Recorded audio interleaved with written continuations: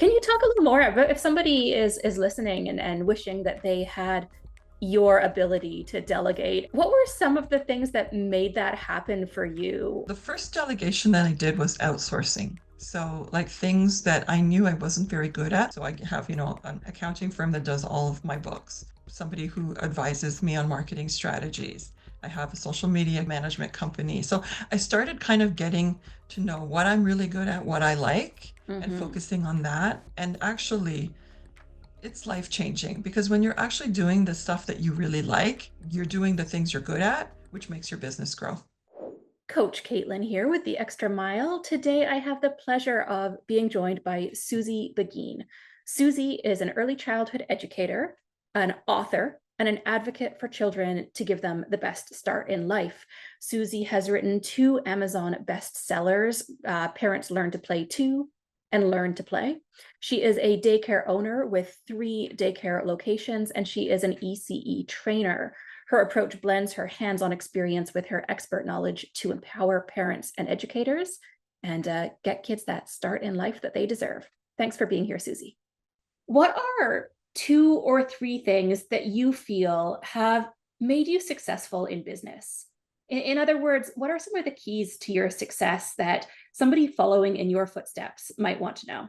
I think definitely the first thing would have to be relationships.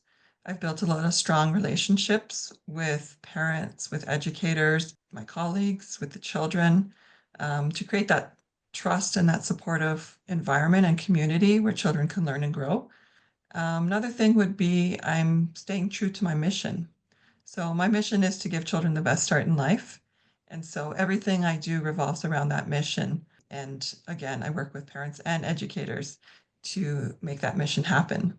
And I guess the third thing would have to be my focus on being a lifelong learner. I love learning, not just teaching, but I love learning myself. So I love to, participate in professional development, really help myself to stay relevant and innovative in the early childhood education space so that I can bring all new ideas and innovations into the field and implement them within my daycares and also teach them to other daycares and parents as well so that they have, the latest early childhood education strategies and techniques. Amazing. So to recap, your keys to your success are those strong relationships, that mission-driven business, and the lifelong education. Did you always know exactly what your mission was? Has that been refined over time, or has it always been a part of your DNA? I think I came up with that mission many, many years ago. I don't even remember when it happened, but it would just kind of spoke to how I did business right from the get-go. My mission was always, to put children first and to ensure that, those first 6 years of life are the best they can be. And so, when I went back to school, when I first started my career, I went back to school to get an ECE diploma, and that was the first thing I learned was that the first 6 years are so important. You have Mhm. to get them right because it's going to impact a child for the rest of their life. So that's really what's been my mission that's driving me like from the very beginning till now. It's always wonderful to hear from the people in your network and the parents and the ECEs that you do impact. How much influence the staff and the philosophy present in your daycare do help these children to develop. We know you've had a lot of wins and a lot of successes over the past few years. Would you mind sharing over the past year or so, what would you say has been your biggest challenge? For me, I think my biggest challenge is social media presence. Just reaching my target audience, reaching out to new people that I don't know or who don't know me has been my biggest challenge. Just being able to create content for them that resonates with them.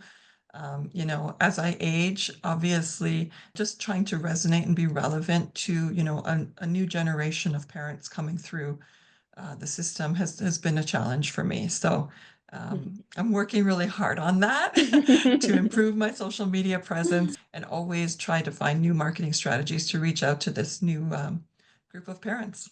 Yeah, it sounds like your best marketing strategy is the one where they get to learn a little bit about you and get to know and trust you through the content you put out. And I Yeah. try to be helpful as much as possible. Like I want to give them what they want, right? So if they're looking for, tips and strategies on parenting, or if an educator is looking for ideas for her classroom, that's kind of the things I want to give them. I know my children are a little bit older. They're not daycare age anymore, but I do like reading your blogs and your gift ideas around the holidays. It's really helpful, not just for parents of that age, but for anyone who's around children in their life.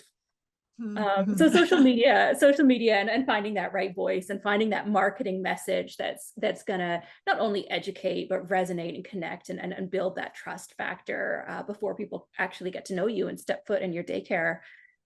How have you personally had to grow, or what have you had to learn that's contributed to maybe overcoming or minimizing some of these obstacles? Well, I grew from one daycare, one small daycare to three bigger daycares. So the thing I really had to learn through that process was delegation. At the beginning, I was doing mostly everything. I was pretty much an island in charge of, human resources, marketing, payroll, everything. I did it all. And and also operating the business. And I just realized that, when you expand, especially past one location, you need to delegate. So my managers now are in charge of day-to-day operations, and I kind of look after more building the brand, the strategy, and more high-level critical thinking kind of tasks. So I get out of the weeds kind of because I tend to get into the weeds when I'm at the daycare. So I try to get out of the weeds and just stay at the high level. Another thing definitely was mindset. Being in a field where you're looking after the most vulnerable population, like children, especially children who can't speak yet, there's a lot of pressure. There's a lot of pressure on me that I'm legally responsible for these children when they're in my care. That puts a lot of stress on me. So I've had to learn over the years how to manage stress, on a daily basis so that I don't, end up being grouchy all the time, So working on my stress level, my mindset, and staying positive.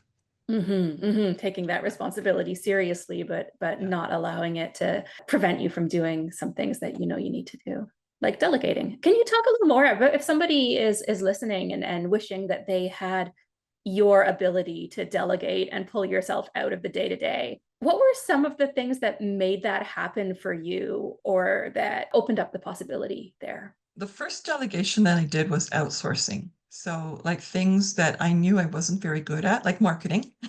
I knew I wasn't good at that. I knew that I wasn't good at accounting. So, those kinds of things and things that I really didn't like doing, I started delegating out by outsourcing it to other companies to do for me. So I have, an accounting firm that does all of my books, somebody who advises me on marketing strategies. I have a social media management company. So I started kind of getting to know what I'm really good at, what I like, and Mm-hmm. focusing on that. And actually, it's life changing because when you're actually doing the stuff that you really like, you're better at those things, right? And because you have time to do them, because you're not doing the things you don't like, you're doing the things you're good at, which makes your business grow. That's such great and powerful advice. Yeah, thank you for sharing that. If I was talking to somebody at work or somebody who knows you really well, what would they say is your catchphrase? Like, do you have any kind of a favorite quote, phrase, or mantra that you live by? In relation to my work, I'm a play advocate. So I love everything to do with play. So I would say probably my catchphrase is it's all about the discovery, exploration, and play-based inquiry. Like that's my life. I live that, on a daily basis. It aligns with my philosophy of how children learn within my daycares, how I teach parents to teach children. So, it doesn't matter who I'm talking to, play is kind of central to what I do. And I like to think of myself as a playful person too. Keeps me young at heart, right? So there's a quote that I really love that's actually in one of my books. It's by George Bernard Shaw, and it goes something like, "You don't stop playing because you grow old. You grow old because you stop playing." And I really believe that's true. So how does that translate into a workspace and into managing and supervising employees? I really think even in the work environment, you can be playful. You can have fun with your day. Of course, we're educators. People think, oh, you're playing all day with the kids. Aren't you lucky, right? But we're dealing with challenging behaviors too, right? And we have to exhibit a lot of patience. So we need that lightness to our day. We need to, be playful even when we're communicating with each other. And I like to maintain that kind of a culture within the organization where we can be playful and have fun doing what we're doing. Tremendous. It sounds like a great culture to be a part of. I'm sure your team appreciate that approach as well. Susie, you've done an awful lot so far, but what's next for you? So right now I'm working on my personal brand, which is my name, Susie Beghin. So what I'd like to be referred to is an education thought leader. And so as an education thought leader, I have a podcast called the EC Classroom. So I'm trying to grow the audience for that podcast and influence the early childhood education sector, anybody who works within that sector. I have 2 books out already, so, promotion of those books, and maybe a 3rd one is in the works, maybe next year. I'd like to think that I can maybe put out a book every year, share my knowledge, share what I know with people, and different stakeholders that are involved in the early childhood education space. And then eventually, I'd love to be a speaker. I'm already hosting a lot of workshops, so I'd like to do, hosting live workshops or events for educators or even for parents to teach them about, different hands-on learning and community building strategies. Sounds like you're not slowing down. No, it's a full plate. It's full.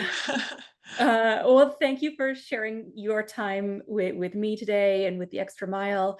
Who's a good fit to work with you, and how can they find you? To find me, you'll just need to look for my name, Susie.Beghin, on all social media channels. So I'm on Instagram, Facebook, TikTok, LinkedIn, and YouTube. So every single one of them.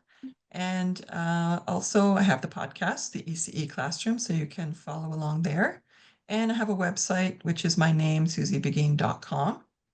And I'm just looking to work with, stay-at-home moms who want to educate their kids, or educators who are looking for new ideas and looking to build their practice as early childhood professionals, and just in general, parents who need daycare.